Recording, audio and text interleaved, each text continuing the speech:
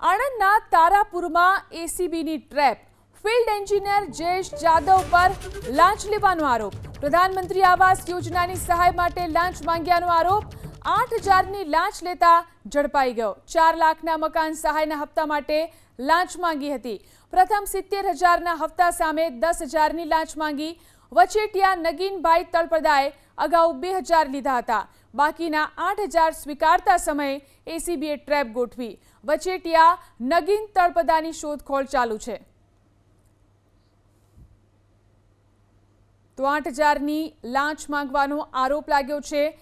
Field engineer Jayesh Jadav પર લાંચ લેવાનો આરોપ, પ્રધાનમંત્રી આવાસ યોજનાની સહાય માટે લાંચ માંગી હતી, 8,000ની લાંચ લેતા તેને ઝડપી પાડવામાં આવ્યો, 4 લાખના મકાન સહાયના હપ્તા માટે તેને લાંચ માંગી હતી, પ્રથમ 70,000ના હપ્તા સમયે 10,000ની લાંચ માંગી હતી. તો વચેટિયા નગીનભાઈ તળપદાએ પણ 2,000 લીધાનો આરોપ.